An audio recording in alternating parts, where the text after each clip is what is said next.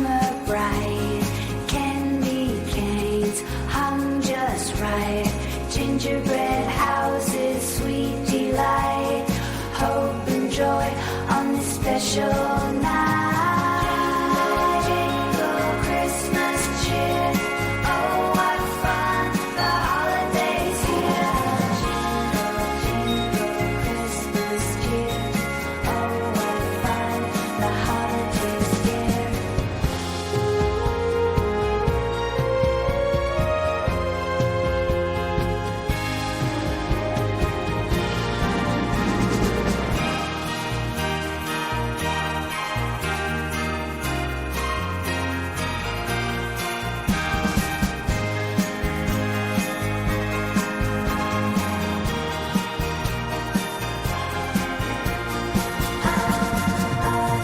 Jingle, jingle, Christmas cheer.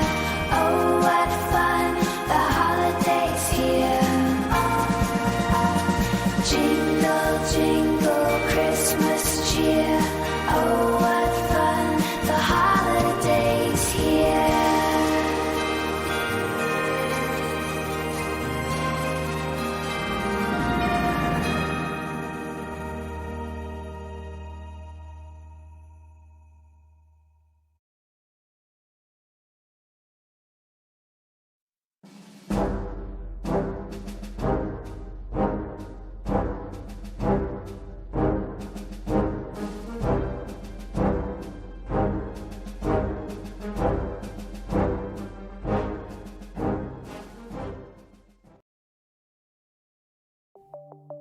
The Live Stream Code and Rating Administration has rated this online event PG. All ages admitted. Please be kind and stay on topic. Good evening. Welcome to the Good Stuff Live. My name is Dave Sundstrom, and if you enjoy talking about music, movies, mostly TV from decades gone by, well, you've come to the right place. So I have to let everybody know, originally tonight, we'd scheduled a live stream with my retro pals, Barry King, Thrash Pondo Pons, and Pat McCormick. And there was, in the McCormick home, there was a family situation, an emergency that necessitated that we push that live stream off for a week. So next Monday, the Retro Pal gang will be here, and we'll be looking back at some television commercials from decades gone by, holiday TV commercials, though. Some of our favorites.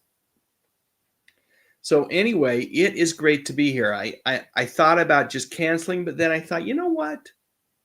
Let's hang out. And I got to tell you, it is so great to see everybody. We've got so many channel members here, in addition to subscribers and fans of the channel.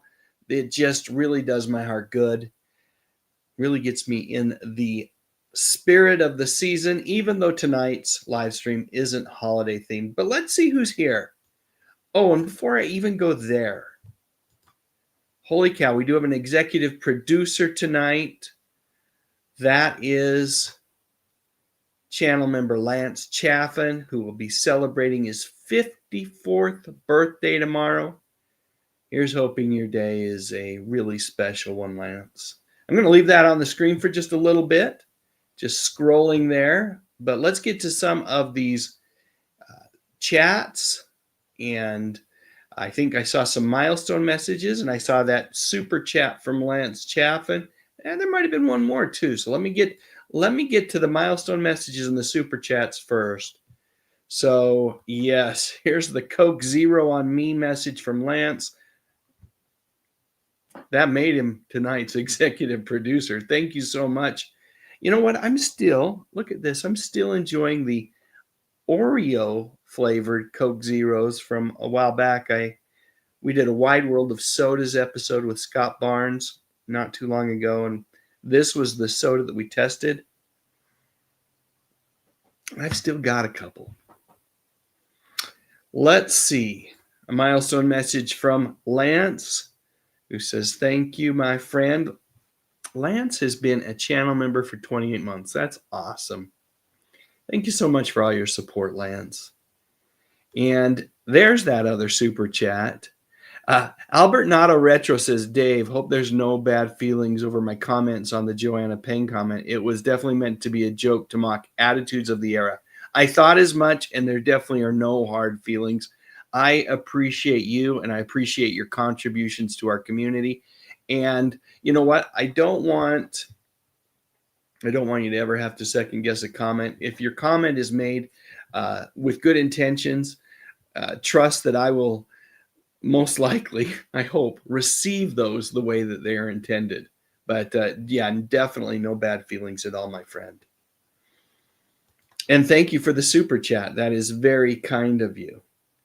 And, you know, we haven't done these for a while. Let me find a little way to say thanks to you for that. Good old Peter Parker. Someone is trying to embarrass me.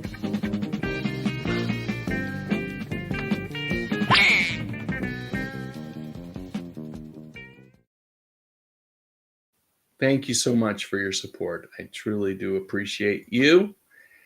Let's see. We also had another milestone message. This one from Tracy Roth Myers, who says, hey, ya Dave, I have missed you. Well, I have missed not having these live streams and connecting with you and the other members of the community.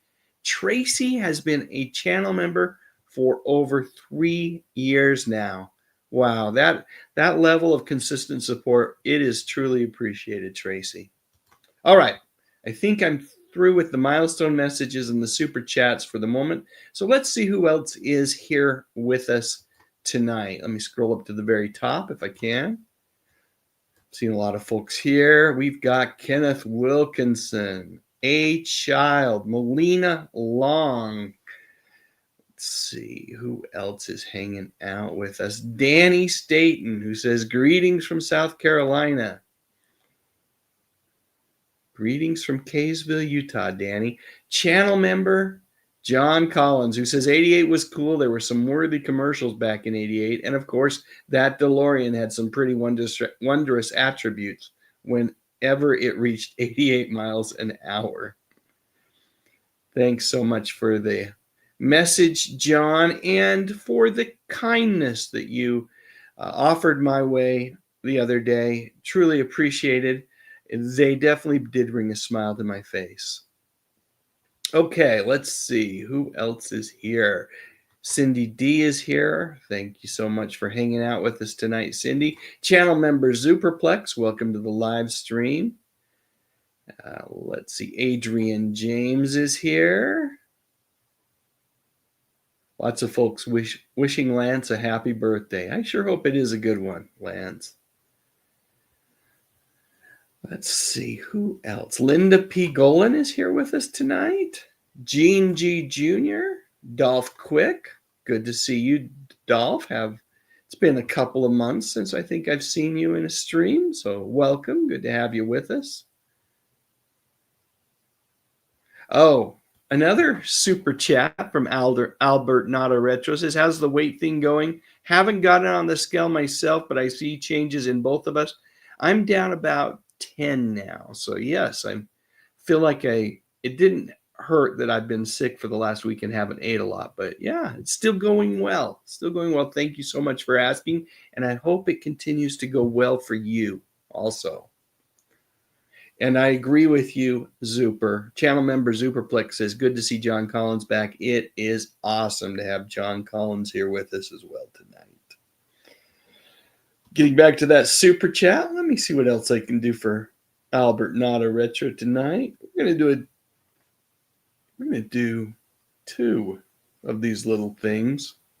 We'll start with the Dukes and end with Charo.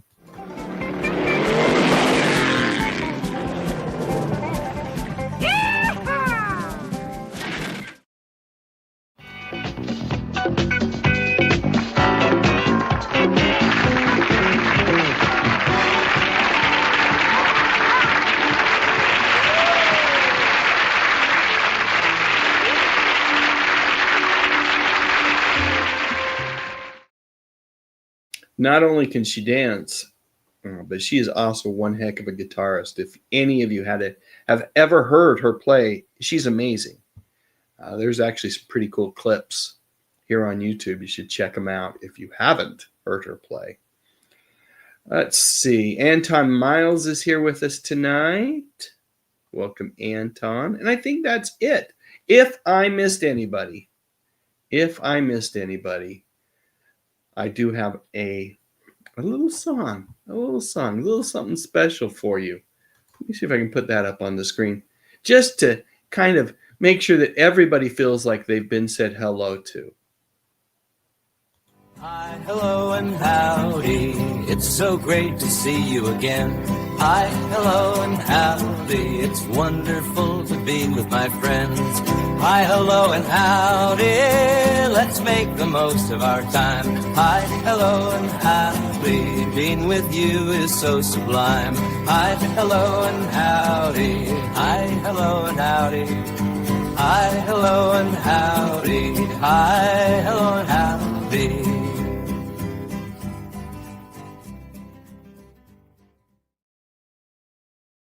So there you go. Hi, hello, and howdy. We have another milestone message, this time from channel member John Collins, who has been a member, a supporting, sustaining member of this channel for 38 months. He says, Merry Christmas, Dave. How many people still have to come down from the super friend tier? I still haven't. I will try my best not to be tech challenged. There are a handful of folks that are still at the super friend tier. For those folks who don't know what John is asking about, is I'm going to, at the beginning of the year, eliminate the higher tier of my channel membership. Just have one tier, just one level, $1.99 a month. I want to try to deliver all the goodness that I did at the higher tier at that lower tier. And I just asked those members that were at the higher tier to go down to the lower tier. So that's what I asked. What will happen beginning in 2025? For those folks that didn't, they will have to just re-sign back up. Trying to make things easy. All right, let's see. We also have Grayman Media here who says, hey, Dave Sundstrom, are we talking about 1988-89 season? If so, what about Hard Times on Planet Earth CBS? Remember the show? And I will be asking folks to share their memories of 1988 and the television season. So if you have a specific memory about that show, please feel free to share it with us. Let's see. All right. Adrian James says 1988, 36 years ago. Doesn't time fly by? Yeah. And off topic, but I'll address it real quick. Tracy says, channel member Tracy Rothmeyer says, I miss your Christmas Orange song. Still out there on YouTube. There is a new version that is coming out. It will debut on my Retro Jukebox channel sometime before Christmas. But I may actually play it next week at the Retropalooza. So we'll see. But you won't be missing it much longer. All right. With that said, 1988. Let's talk a little bit about it. Now, I am getting some of my material tonight from this magazine. Remind Magazine, this is the December 2024 issue. And you know, they always have their cover article, right? This year it's Cowboy Christmas. But they always have this thing called a time capsule.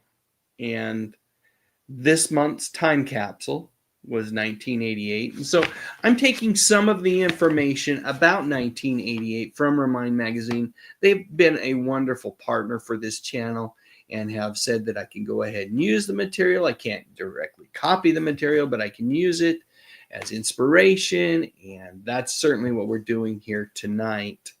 So we're going to talk about the top TV shows in just a second, but minimum wage, 1988. I remember this well because I was making roughly this in 1988, $3.35 an hour. You could send your kid to school for 4 years, a university degree, and it would set you back just $6,725. A home? Well, it would cost you $112,000. And the median yearly income, people were making roughly $32,000 in 1988. A postage stamp would cost you 25 cents, and a gallon of gas was 90 cents. It was under $1, if you can believe that. And a movie ticket, well, I went to see Wicked yesterday, and it was, I think, $12.50, $13, something like that. Back in 88, it would cost you $4. That was the going price. But we are here to talk about TV shows tonight. Specifically, we'll talk about some other things as well. But let's bring on the top 10 TV shows from 1988. Unfortunately, Hard Times on Planet Earth isn't on the list of the top 10 shows for that year. Here's the list. Coming in at number 1 was The Cosby Show. It was followed by Roseanne. And then The Cosby Show spinoff, A Different World. Cheers. 60 Minutes. 60 Minutes. There's never a year that it's not in the top 10. It's crazy. Then The Golden Girls. Who's the Boss? Murder, She Wrote. Empty Nest. And Anything But Love. Now, Anything But Love is an interesting one for me. I think the show ran 4 seasons, but it wasn't a show that I watched very much. I think I maybe caught just a handful of episodes, and I don't even know if I noticed it when it left. Now, this is the show that starred comedian Richard Lewis and paired him with Jamie Lee Curtis. And during its first season, I believe this was its first season, it was a top 10 show. So, do you remember Anything But Love? And were those the shows that you were watching in 1988? Let's go to the comments and see what you folks are saying. Hey, look at this. We got Uncle Paul from Uncle Paul's Beatles Pop Playhouse in the live stream with us tonight, hanging out in the chat. Great to have you here. I'm still loving your videos, my friend. Let's see. Danny Staten says, I don't know 1988. It's a little blurry. It's a good year, though. Let's see. John wants to know if his membership years count the Patreon time. It does not. Just time on YouTube. So I know you were even a member longer than that. Let's see. Albert Nada Retro says 1988 brought the end to Magnum PI. Now, that's a good point. You're right. Magnum PI, that was a series finale on May 1st, 1988. It had premiered in 1980, so it was a 7 or 8 season run. I think 8 seasons. Also, Truth or Consequences, that syndicated game show. Its finale was on May 1st as well. Spencer for Hire, which had premiered in 85. That's the show that starred Robert Urich. That finale was in May as well, May 7th. Max Headroom, which had premiered just a year earlier. That was kind of one of those, it was hot for a moment kind of shows. That was season finale of that show, starring Matt Frewer. And then a show that was much more successful, the Max Headroom, St. Elsewhere, ended its run on May 25th of 1988 after having premiered in 1982. Now, there were some relatively memorable television series that premiered in 88 as well. We're talking The Wonder Years. You all remember that wonderful show with Fred Savage? America's Most Wanted on Fox. Empty Nest, that spinoff from The Golden Girls, starring, what was his name? Richard Mulligan. And Christy McNichol was on that show for a while. Roseanne made its debut in 1988, and Murphy Brown over on CBS. So some great TV shows debuted that year as well. Gray Man Media says that Quantum Leap debuted that year. And channel member Angela McArdle says, I was 13 years old in 1988. Channel member Lance Chaffin was 18. He was just a young buck in 88. Melina Long says that Patrick Swayze in 1988 would have been 35 or 36. Gray Man Media points out that Cops was the first reality show. Well, a first reality show like that. There were other reality shows prior to Cops. Cindy D was 21.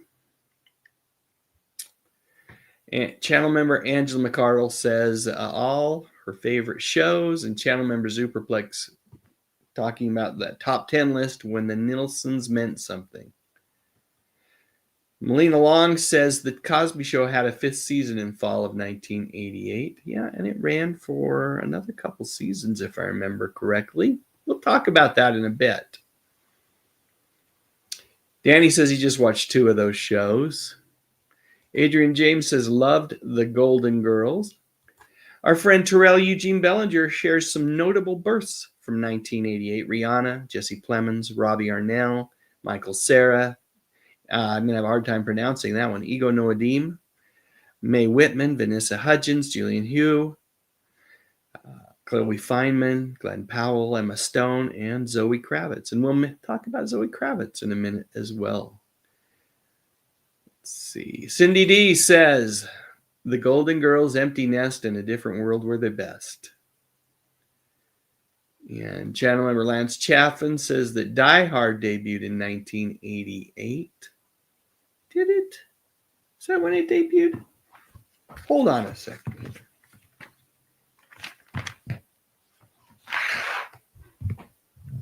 I hate to correct the birthday boy, and I'm sure you're right. Yes, it did. You're absolutely correct. What am I thinking, Lance? I shall never question you again. Channel member Tracy Rothmeyer says, I love the Golden Girls. Cindy D does not remember anything but love at all.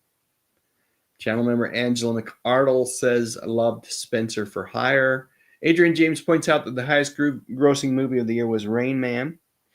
And it was also the best picture for that year. Now, it was the best picture was awarded in 1989, but it was for 1988 movies.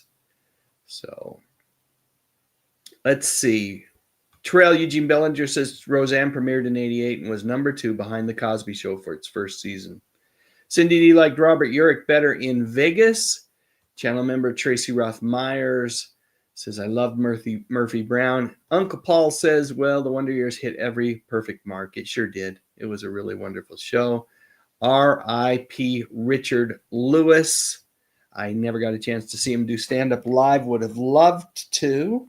Thank you for sharing that, Linda P. Golan. Teb says that Quantum Leap premiered in 89. That makes sense. Channel member Tracy Roth Myers graduated college in 88. Cindy D says that she taped Murphy Brown Designing Women every Monday night on her VCR. Channel member John Collins says Richard Lewis was not only hilarious, however, he also had awesome hair. He did, didn't he? Especially for the time. Danny was 23 in 88. And Melina Long says Madonna in 88 would have been 29 or 30, depending on the month, I guess. Sakina McMurrin, welcome to the live stream. You were all grown up in 88. I pretty much was too. Let's see.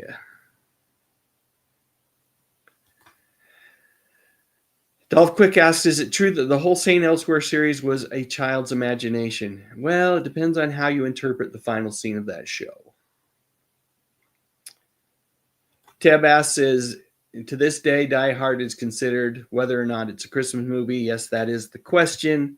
I say it is. It's a movie that takes place at Christmas time. It's very Christmassy, much like I think Batman Returns is a Christmas movie.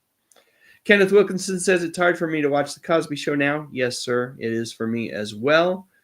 Let's see. Albert Nada Retro says Magnum was originally scheduled to end at season 7 with his death, but fans lost their minds, so they brought it back for one more season. Yep, I remember that. Melina Long points out that celebrities in high school in 1988 were Jenny McCarthy, Denise Richards, the mom from the Goldbergs, and Amy Poehler. What is that mom from the Goldbergs' name? She's on a new show called St. Dennis on NBC, and it's really good. Gray Man Media says, I was watching Cosby Show, Different World, 227, Amen, Just the 10 of Us, Quantum Leap, Tales from the Dark Side, Glow, Gorgeous Ladies of Wrestling, and A Nightmare on Elm Street, the series. I think I was watching pretty much all of those as well. And Adrian James points out that Heather O'Rourke passed away in 88, age 12, so young. Hey, 420, good to have you here with us. Look at this. BK on the air. He's going to be live with us next Monday evening. Says, good evening. Huge fan of the short-lived Superboy syndicated television series. Ran from 1988 to 1992 with 2 different Superboys. I also enjoyed that show quite a bit, BK. Great to have you with us for a minute here, Barry. Hang out as long as you can. I know the folks in the chat love it. Angela McCardle asks if Pee-wee's Playhouse debuted in 1988. I'm not sure. Is it Wendy Covey or Wendy McCovey? Either way, thank you so much for that, Tracy Roth Myers.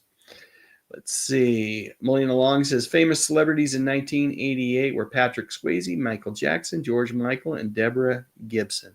Speaking of Deborah Gibson, probably no better time than now to do this. Thanks for the great intro, the great segue, Melina. Let me see if I can find this. Had a little something about Debbie Gibson, who, by the way, was 17 years old and the youngest artist, I'm reading this out of Remind magazine, the youngest artist to write, produce, and perform a #1 single on the Billboard Top 100 with the song Foolish Beat. Let me see if I can find that clip. I had a little clip here about that. Yeah, there it is. Teen queen Debbie Gibson gave some of her small-town fans a big treat. Mandan High School in North Dakota won a massive write-in contest to bring her to their school. These kids mailed tons of postcards, more cards than there are people in North Dakota, as a matter of fact. Tony Harris reports on their favorite pen pal. Mandan, North Dakota is usually a rather quiet, unassuming town of 15,000. But last night, there was a whole lot of shaking going on. It's not the Hollywood Bowl in Los Angeles. It's not Madison Square Garden in New York City. Welcome to Mandan Senior High School. The Mandan Braves won the right to play host to Gibson and cable TV's Dance Party USA by mailing in over 687,000 postcards. That's more than the population of the entire state. Was it surprising to you when this thing got going, that the momentum that it was taking with it? Yeah, but you don't ever want to underestimate kids. When these young people get a idea and a hankering to do something, they put their mind to it and they'll do it. You're a Debbie Gibson fan? A little bit. Yeah? You like her music? Never heard it, but I'd be glad to try. Boy, when you start making things click, you'd be surprised what communities can do. You a Debbie Gibson fan? Yeah, I'm a rock and roll mayor. The first one. Even Gibson, a high school student herself, was pretty impressed with Mandan's community effort. That's very thrilling. It really is. I mean, just to think last year I was writing out postcards with my school to win a concert. We came in second place. As this evening came to a close, 2 things were clear. These high school students would never forget this experience, and Mandan, North Dakota would never be the same. Tony Harris, Entertainment Tonight. I love that line in that clip where they're asking the kid, are you a fan of Debbie Gibson? And he says, a little bit. And later on, he's asked more about it, and he says, never heard her, or never listened to any of her songs, but happy to try. Just classic stuff. So funny. And I butchered it, but you get the point. Okay, let's keep moving along here, talking about TV shows and all things related to 1988. I'm going to scroll back up, make sure that I get everybody's comments in as much as possible. Sakina says Die Hard is a Christmas movie, of course. I haven't watched that yet, Danny. Hopefully I'll get a chance to do that soon. Channel member John Collins wants to know if I was already on my LDS mission by 1988. I was already home from my LDS mission in 1988. I served a Mormon mission to Spain in 1985 and returned home in 1987. Let's see. Teb says, notable children's TV shows of 1988, Garfield and Friends, A Pup Named Scooby-Doo, Alf Tells, The New Adventures of Winnie the Pooh, and Hey Vern, It's Ernest. And Melina Long says the celebrities in 1988 college were Kate Walsh, Paul Rudd, Ken Jeong, and Connie Britton. Grayman Media says, hey, didn't My Secret Identity with Jerry O'Connell debut in October of 88? I believe so. And that, by the way, that show is on my to-do list for future videos. Teb says that Pee-wee's may have started a couple years earlier. Pee-wee's Playhouse around 86. Danny says that Debbie Gibson is a thing of nightmares. I actually really enjoyed that first album, Out of the Blue. Thought it was good. Was impressed that a 17-year-old girl could come up with those songs. Cindy D says the kids in the hall on HBO were hilarious. And let's see. And channel member Angela McArdle confirms that Terrell was right around Pee-wee's Playhouse. Let's see what else we got here. Some incredible emoji work from our friend Alan Hansford. Thanks for joining us tonight. Melina Long says Kelly Ripa first appeared in Dance Party USA, filmed in New Jersey. Very cool. Gray Man Media wants to know who had better legs, Mary Hart or Lisa Gibbons. I don't know. I do know that they made a big point about that on Entertainment Tonight, to so much so that they lit those legs on the show, made sure that everybody got a good view of the gams. Okay, let's see. Wendy McClendon Covey. I knew there was a mech in there somewhere. Thanks so much for getting the clarification there. She is really a talented actress, I think. She can be over the top sometimes in her humor, but she's always endearing. And in this new show on NBC, which is a hospital sitcom in the style of The Office, she basically plays the Steve Carell kind of character. She's the boss of the hospital. She's the overall administrator of it, and she's pretty good. Cindy D says that Debbie Gibson was the 80s Taylor Swift. And another super chat from Albert Nada Retro, who says 1988 brought us WrestleMania 4, featuring a tournament for the vacant world title that Randy Savage would win in the finals against Ted DiBiase. That's awesome. And let's find another way to say thanks to our friend Albert Nada Retro. We've been talking about Pee-wee. Let's do a little Pee-wee.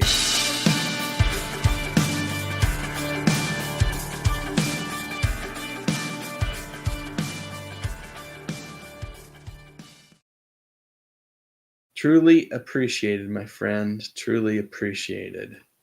We get back to comments here. Hey, we've got Chance Bartels in the house. Says hello. Good to have you here with us tonight.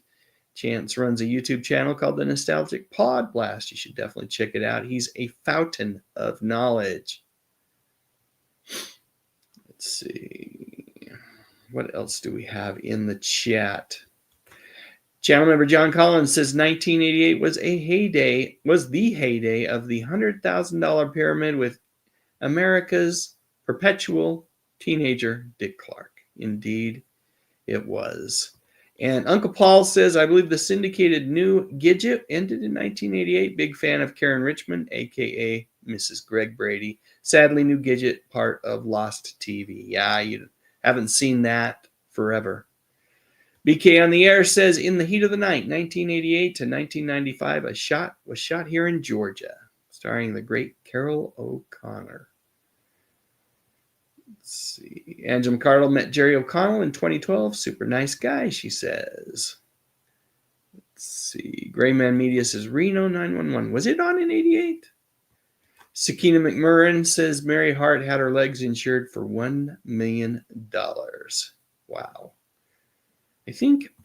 I do believe that Catherine Bach, Daisy Duke, did that as well. Let's see.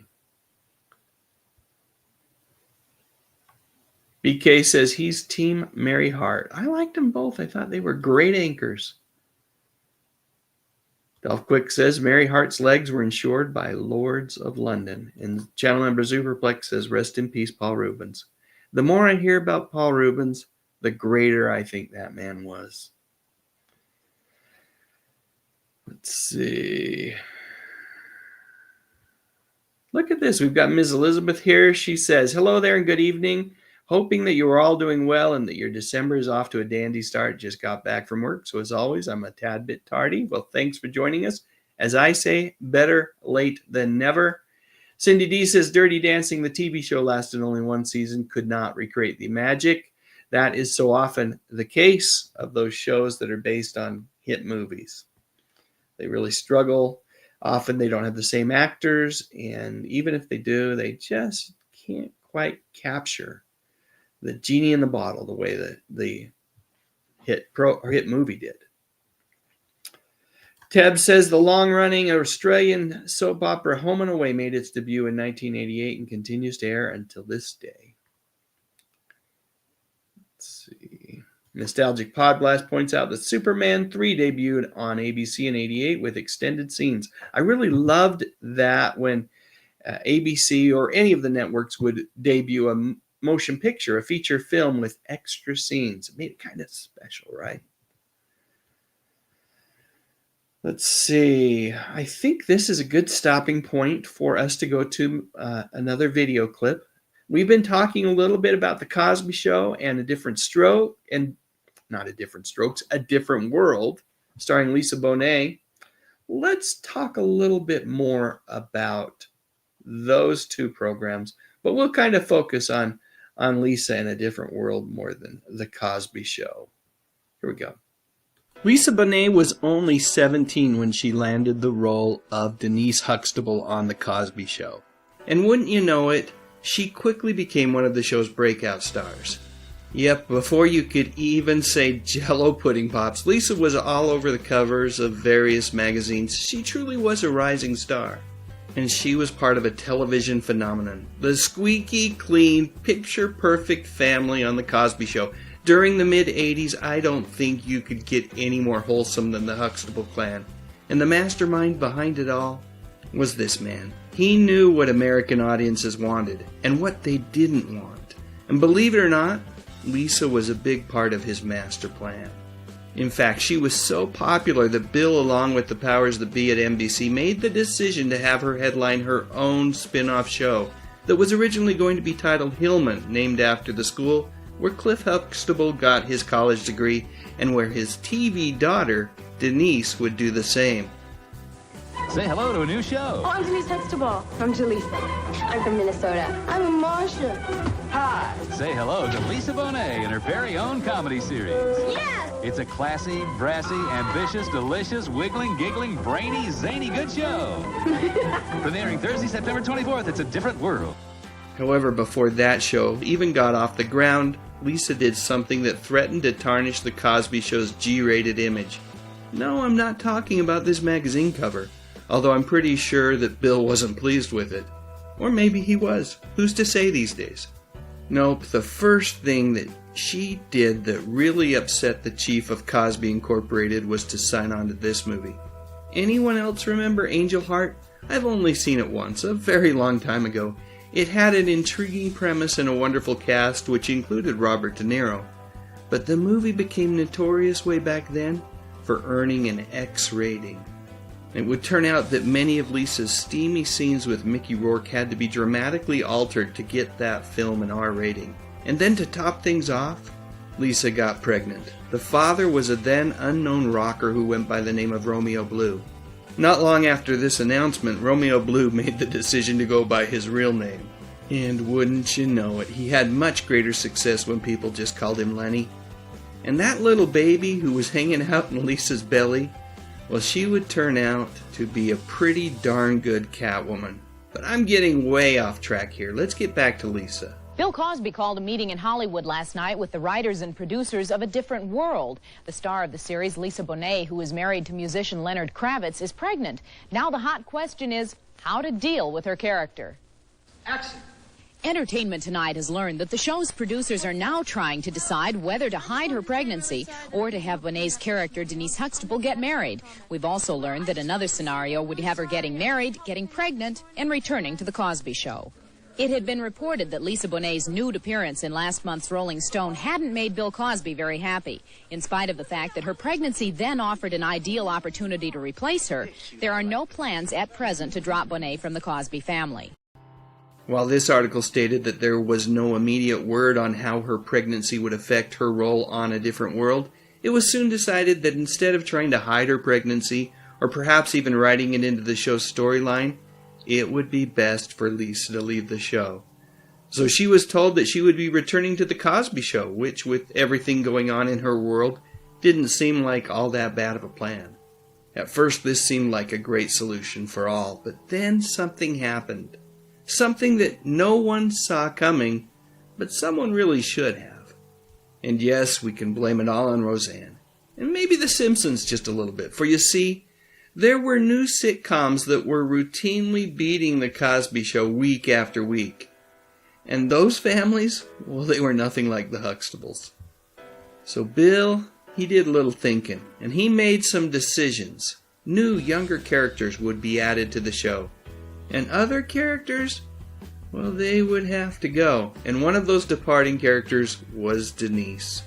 Bill thought that for whatever reason, he never really developed that character very much. She was kind of bland in his mind.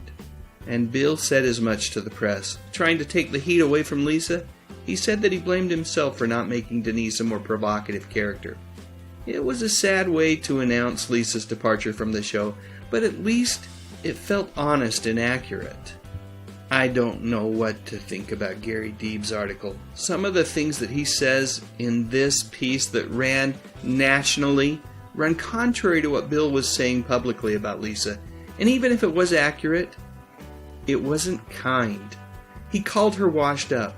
He referenced a Cosby insider who said that she slept her way off the show, and that her attitude had been a major drain on the show, and on poor Bill himself.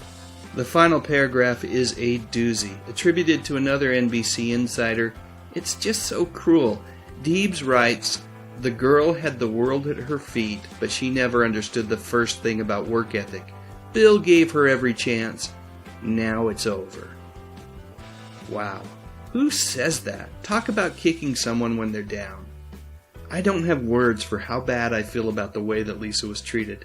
The reality is, and this may surprise you, but it shouldn't, lots of television shows make huge changes when the ratings begin to suffer, and The Cosby Show did the exact same thing. It usually doesn't work, and it didn't work for The Cosby Show either. But blaming Lisa for all of the show's problems, well, that's just wrong. One last quote from Gary Deebs, who said, "Today she's as cold and forlorn as last week's potato salad.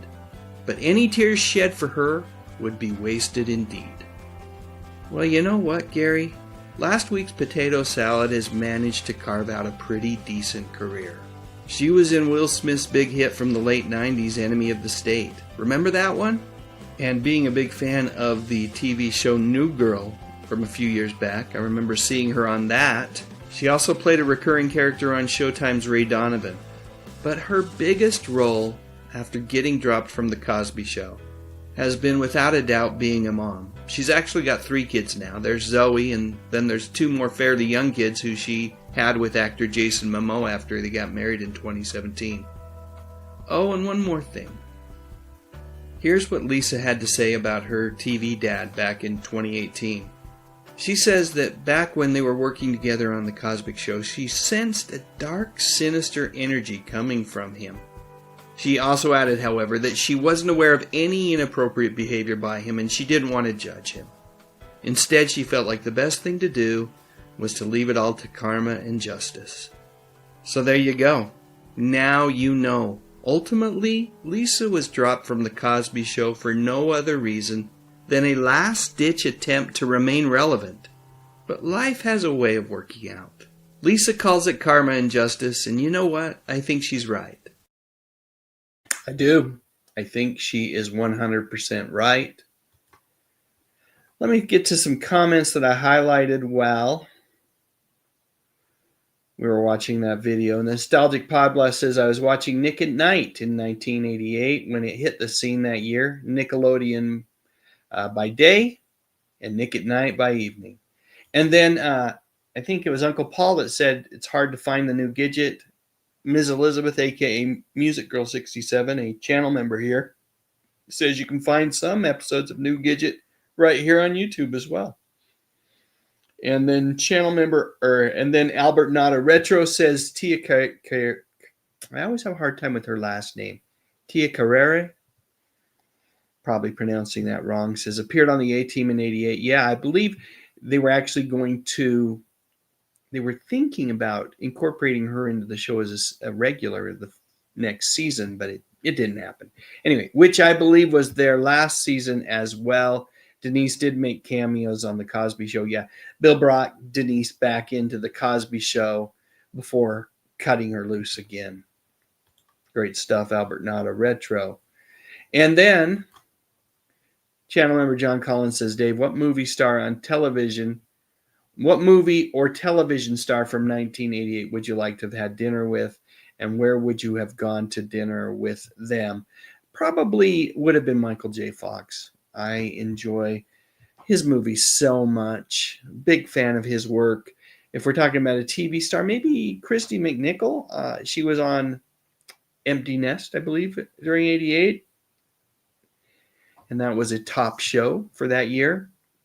Where would I want to go out to eat with them? Nowhere fancy. How about McDonald's? If not McDonald's, there's a restaurant out here in Utah called the Spaghetti Factory, which is just a great restaurant. So that's where we would go. Great question, John. Let me get to some more of the live comments that we have here. Let's see. Raj in 1938, welcome to the live stream, says, glad they continued A Different World after Bonet's departure. Really enjoyed the development of Kadeem Hardison and Jasmine Guy's characters, as did I. Blotchy Bear says, still watch the first 2 seasons of The Cosby Show and some great episodes here and there, like when Sandra didn't want to go to law school, but the show's peak moments were during season 1 and 2. Isn't that the way it is with so many great TV shows? Those first handful of seasons are always the best. Mine certainly was, Melina. My high school yearbook, of course, my senior year was 82. But yeah, it was all in black and white. I think the senior pictures were in color. Take that back. Sonorum, I can't even pronounce it. 11 Aru. Is that how we pronounce the last part of that handle? Says Christy was on Family in the late 70s. She sure was. Adrian James points out that Red Dwarf started in 88. Wally Mama says, for me, the ultimate classic is Kung Fu or Get Smart. Great shows. Let's see what else we've got. Speaking of Christy McNichol, channel member Lance Chaffin points out The Pirate Movie. I love that film. Great little cult musical. Channel member Superplex says, I think Cosby didn't like the exploitative nature of Lisa's career decisions. Ironic what happened afterwards. Very, very true. Cindy D says, A Different World became the Dwayne and Whitley show. Yes, it did. And 420 says, Jasmine Guy is a beautiful woman. She did a great job on that show. Totally agree. And H.L. says, I love The Cosby Show. All right. I think this is as good spot as any to take another break. We're going to have a few messages, and then we'll be right back. See if I can find my messages. Here we go. And now, this message. Boy, there is nothing better than a vacation to recharge the old batteries. And there's nothing better than Piedmont's low vacation fares to recharge the old wallet. We are talking big, big savings on your vacation, folks. And you better jump on these low fares before the fish start jumping. Because I'll tell you the truth, with fares this low, I can't believe that more people aren't taking advantage of them. So call Piedmont Airlines as your travel agent today. I wish I could tell you where I was, but it's kind of a secret. Are you tired of paying way too much to stream live television? Well, my friends, let me introduce you to Friendly TV, where you can stream over 50 live TV channels each month for less than the cost of a fast food combo meal. And yes, that price also includes an unlimited cloud-based DVR, and you know what that means. You got it. You can skip through all the commercials. But that isn't even the best thing about Friendly TV. The thing that I love so much is that many of the channels allow you to relive your favorite childhood memories with classic TV shows from decades gone by. I'm talking about great shows like Andy Griffith, Leave It to Beaver, Batman, and Star Trek. Yep, the good stuff is on Friendly TV. Truly is. I've got a link down in the description section of this live stream, or if you're watching it later, video. And you can try Friendly TV free for 7 days. I love it because of all the channels that focus on nostalgic entertainment, classic television. Friendly TV's got just so many different great choices. It's truly the greatest streaming value out there, especially with that cloud-based DVR. And I love that commercial with McLean Stevenson reprising, although it never says he's Colonel Blake. He's clearly Colonel Blake. Reprising that role, it's great to see him back to life, out doing what he loves, doing some fishing. Okay, so we've got one more video I want to share, but before I do that, I want to go back to the comments and make sure that I've got covered everybody. Let's see. Terrell Eugene Billinger asks if I would consider doing a video on the new Monkees. I certainly will. I remember them very, very well. The Monkees had resurged on MTV, and because of that, there was a decision to create a new Monkees group. It was a syndicated show, if I remember correctly. Lasted just a single season, but clearly I need to do some more research on that because I don't remember it very well. I listened to an interview probably a year or so ago that was of one of the guys that was in the new Monkees. It was very, very interesting. Subtle B says, Dear John started in 1988. A Child says that she loves A Different World. Channel member Music Girl 67 says, does anyone remember O'Hara? It lasted 2 seasons, ending in 88, and starred Pat Morita. I certainly do. Did not watch it, though. Channel member John Collins says, Michael J. Fox did a famous McDonald's commercial. And yes, I've played it before on the channel. And Lisa Bonet was a superstar in every household which ever watched this Cosby Show, for sure. For sure. The Nostalgic Podblast says that The Highwayman debuted on NBC in 88, starring Sam Jones, a.k.a. Flash Gordon, and Jane Badler from V was in it. I remember the show, but I don't recall ever watching an episode. Cindy D says the Cosby Show lip-syncing episodes were the best. Let's see. What else do we have? Snorum11 Aru says, I don't think I've thought of Piedmont Airlines in years. Well, there you go. The Nostalgic Podblast says, Mission Impossible reboot started on ABC in 88, as did the return of Columbo TV movies on ABC. Nice, nice. And Chance also points out that Columbo had been off the air for 10 years until 88. Let's see what else we have here.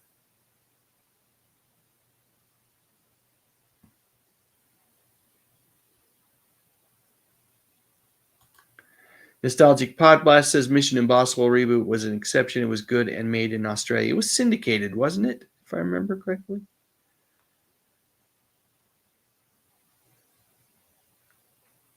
Cindy D says the cartoon The Life and Times of Ed Grimley lasted 1 season in 88. You taking off, Lance? Have a good night and have a great birthday tomorrow, buddy. Blatchy Bear says now Columbo is called Elsbeth on CBS. It certainly is very similar in format. Quirky main character that solves crimes, and you typically see the murder up front, just like you did in Columbo. And I really do enjoy Elsbeth, as do I really, really enjoy the new Matlock. Thanks for pointing that out, Zuper. I just could not be more pleased with what they've done with that property. An incredible reimagining. It captures the themes to a certain extent of the original Matlock without ever trying to mimic the Andy Griffith classic. And Kathy Bates is wonderful.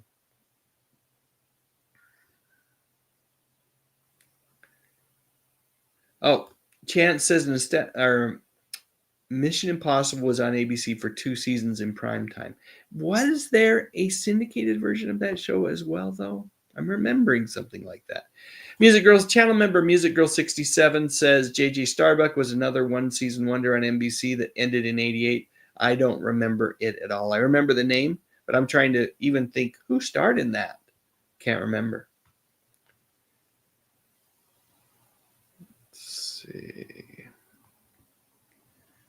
I think this is probably as good a place as any to play my final video. A hit show for years, and definitely in 1988, was The Golden Girls, and 2 of the show's main stars were Bea Arthur and Betty White, and you know what? They didn't always get along. The Golden Girls debuted on NBC in 1985, and for the next 7 years, regardless of your age, fans both young and old were delighted by the amazing chemistry of the core 4 actresses, Rue McClanahan, Estelle Getty, and especially Bea Arthur and Betty White. Over the course of the show's run, all of the actresses won Emmy Awards for their work. Truly an amazing accomplishment. Now, before I get started talking about Betty and Bea, I just want to state for the record that I think these 4 ladies were just the best. Their chemistry, the way they worked together, it was really a thing of beauty. However, behind all of the warmth and laughter, there were times while the show was on the air that Bea Arthur and Betty White were not always on speaking terms with each other, and if they were speaking, the things that Bea would say weren't always the nicest. Why? Well, it's hard to pinpoint the actual reason, other than to say that Betty White just kind of bugged Bea. Her positivity and her constant state of chipperness rubbed Bea the wrong way. If you think about it, it's not all that hard to imagine. We've all found ourselves in situations where someone's unfailing optimism and unending cheerfulness has just gotten on our nerves. At least I have. Now imagine it 24/7, all of the time. The more that Bea was around Betty, the less that she could handle her always on pleasant demeanor. Of course, Bea isn't around to corroborate these stories anymore, but family members have acknowledged that Ms. Arthur's personality was a little more acerbic and that from time to time, she seemed to need to have someone around to pick on, just a little bit. One example of this was the fact that Bea was frequently infuriated by Betty White's journeys into the studio audience to visit with audience members in between takes. This would make her so angry because she thought it was very unprofessional and it made the other cast members look less friendly, even though they were simply trying to stay in character. In a 2017 interview with Closer magazine, Bea's adopted son Matthew Sachs divulged some of the reasons for the tension behind the scenes.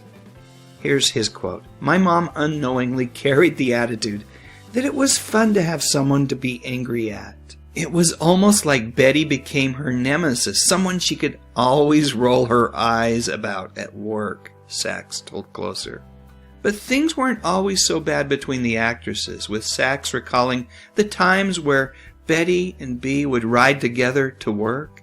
And in fact, Rue McClanahan, who played Blanche Devereaux, said that there were times when Arthur wouldn't go to lunch without her friend Betty White in attendance. Betty White herself acknowledged that things weren't always great between her and Bea. She's been quoted as saying this, "Bea was not that fond of me. She found me a pain in the neck sometimes. I think it was my positive attitude, and that made her so mad. Sometimes if I was happy, she would just get furious."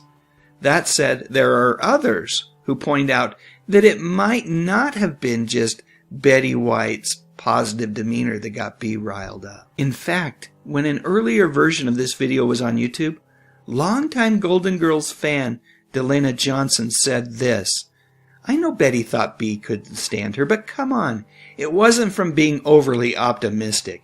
Watch interviews and blooper reels. Betty tries to take over, and there are clips of her throwing Bea under the bus. I like Betty as an actress, but I do believe Bea had good reason." And in an interview that can be found here on YouTube with one of the show's producers, Christopher Lloyd. No, not that Christopher Lloyd. Anyway, Lloyd shares that Betty's gift was her ability to get the audience on her side, something that Bea struggled with because of her own personality. Bea was more of an introvert, whereas Betty, yep, that one's not hard to figure out. Extrovert all the way. Regardless of their personal issues, there was a connection, an undeniable connection between these two talented ladies. And at the end of the day, who cares about what happened off camera? Their primary responsibility as cast members of the Golden Girls was to make us laugh.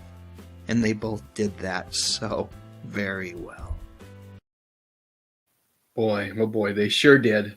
They sure did. All right, let's get a few more comments and questions out of the way before we wrap this thing up. Channel member Superplex says, Betty White was America's grandma. The public clamored for her to appear on SNL, and their wish was granted, much to the public's delight. I remember that very, very well. Let me go back a little bit here. Let's see. I don't know who the girl is in that McDonald's commercial. A little blonde girl, circa 1982. I cannot, for all I know, that's the only commercial, the only thing she ever did. Channel member Music Girl 67 says J.J. Starbuck starred Jimmy Dean and Dale Robertson, who was famous mostly for westerns from the 50s and 60s. Adrian James says, remember Hawk from Buck Rogers? Yes, actor Tom Christopher. The actor who played him recently passed away. Yeah, just a few days ago. Tom Christopher is best known for his work on the soap opera One Life to Live. It was on that show for decades, I believe, but he played Hawk for one season on Buck Rogers, the second season, the disastrous second season of Buck Rogers in the 25th century. But he was not to blame. His character was great. Tom Christopher was wonderful, and as an actor, he surely will be missed. And I'm sure his family and friends miss him very much for the great human being that he was. Blatchy Bear says, Dave, you should do the primetime specials of networks up and coming seasons. I watch it on YouTube, and it's so nostalgic. Yes, I've seen other creators do that stuff, and I don't necessarily want to imitate what they're doing, but if I can find a way to do something that's similar but different, I will take your suggestion and experiment with something like that. Thank you for that suggestion. All right. Cindy D says, people say it was Betty's Emmy win over her that was the reason for the tension.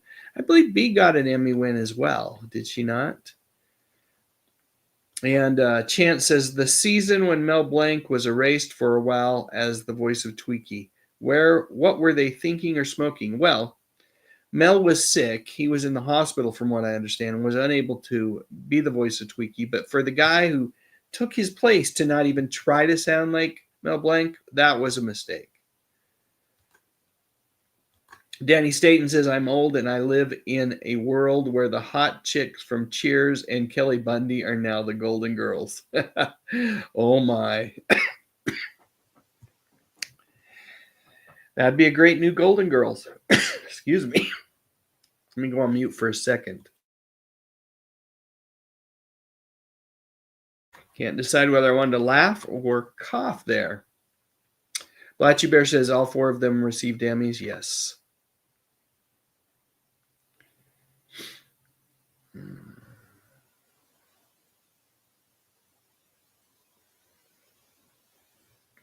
Music Girl 67 says the Rankin Bass Classics are celebrating 50 years. 'Twas the night before Christmas was yesterday, and the year without Santa Claus 50th is tomorrow.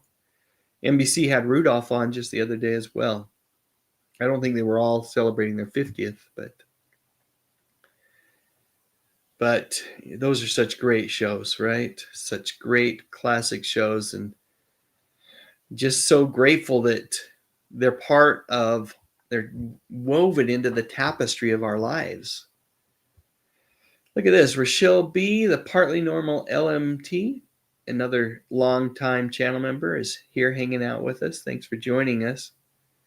Yes, you choked me up with your wit, Danny. What can I say? Cindy D says that Betty White was the first to receive an Emmy. And channel member Music Girl 67 says Rudolph turned 60. Wow. Wow. All right, folks. We have crossed the hour mark, which means it's time for me to go. Time to go have some dinner. Maybe watch a few episodes of AP Bio. I've been watching AP Bio on Netflix. Very funny show. Let's see. What do I have here? Well, I have my friend Fred Rogers who's going to sing us out of here. Come back next Monday night. I'm going to have some guests. I'm going to have my retro pals, Barry King, Thresh Pondo Pons, and Pat McCormick hanging out with me. We're going to look at all sorts of old-timey TV commercials, holiday-themed, and just have a good time. So hopefully you'll all be able to come back and hang out with me again. But most importantly, thanks for hanging out with me tonight. It's truly appreciated. Fred, where are you, Fred? Fred, sing these guys out of here. You are special.